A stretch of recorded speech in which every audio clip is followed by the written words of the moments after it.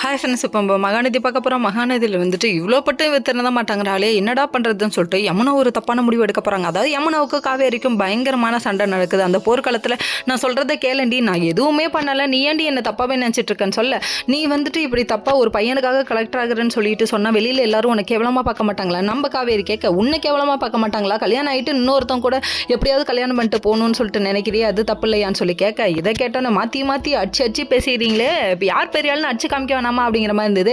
கடைசியில் இவங்க ரெண்டு பேரும் சரி இரு, நான் போய் உங்கள் மாமாட்ட சொல்கிறேன் அப்படி சொல்லிட்டு இவங்க கிளம்பிட்டாங்க. என்னடா அது யார்கிட்ட சொல்ல போகிறாங்கன்னு சொல்லி பார்த்தா, அவங்க மாமா அதாவது விஜய்கிட்ட சொல்கிறேன்னு கிளம்பி போக, அங்கே ராகினி இருந்தனால கமுக்கமாக வந்துட்டாங்க. இன்னொரு பக்கம் வந்துட்டு வேணாம், நான் வந்து ராகினி இருந்தனால அமைதியாக வந்துட்டேன், நான் எதையும் சொல்ல இவங்க போகிற போக்கே சரியில்லையேன்னு சொல்லிட்டு நம்ம காவேரியோட அம்மா ஃபீல் பண்ண ஆரம்பிச்சிட்டாங்க. என்னதான் நடக்கும், எவ்வளோ தூரம் போகுங்கிறத வெயிட் பண்ணி பார்ப்போமே அப்படிங்கிற மாதிரி ஆயிடுச்சு. இன்னொரு பக்கம் நிவீனுக்கு ஃப்ரீ அட்வைஸ் கொடுக்குறாரு. யாருன்னு பார்க்குறீங்களா? நம்ம குமரன் தாங்க. கொடுத்த உடனே என்னதான் நான் சொல்ல வரேன் அப்படின்னு சொல்லி கேட்க, யமுனாவை ஏற்றுக்க சொல்கிறாரு. திடீர்னு ஏன்ப்பா இப்படிலாம் நினைக்கிறீங்க? யமுனா மனசுடைஞ்சு போயிருக்கலாம். இதை பார்த்தா அப்படி தெரியலையே, ரிவெஞ்ச் எடுக்கிற ரிவெஞ்சு குரங்கு மாதிரில இருக்குது அப்படிங்கிற மாதிரி ஆயிடுச்சு. இதெல்லாம் ஒரு பக்கம் இருக்க, இன்னொரு பக்கம் தலையும் புரியாமல் வாழும் புரியாமல் வெயிட் பண்ணிட்டு இருக்காரு நம்ம விஜயோட ஒரு காதல் புறாவை நீ இப்படி பிரிச்சிரியேமா அப்படிங்கிற மாதிரி இருக்கு. நம்ம யமுனாவை பார்த்தா ஒன்றும் இல்லைங்க, அதாவது காவேரி கிட்ட இந்த விஷயத்த சொல்லி காவேரி மனசுடைஞ்சு போய் நம்ம விஜய்ட்டு பேசுறதே விட்டுட்டாங்க. என்னடா இது ஒன்றுமே பேச மாட்டேங்கிறாளேன்னு நினச்சி ஃபீல் பண்ண ஆரம்பிச்சிட்டாரு.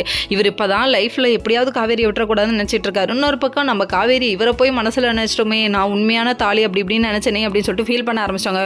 அச்சோச்சோ, கதை எங்கடா கொண்டு போகிறீங்க பாவியலா? இப்படி காதல் புறாவை பிரிக்கிறதுக்கு உங்களுக்கு எப்படிடா மனசு வந்துச்சு? ஐயோகோ அப்படின்னு சொல்லிட்டு நம்மளே கவலைப்படுற அளவுக்கு துக்கப்படுற அளவுக்கு இருக்குது. என்னடா இது கதை இந்த அளவுக்கு மோசமாக போதேங்கிற மாதிரி ஆயிடுச்சு.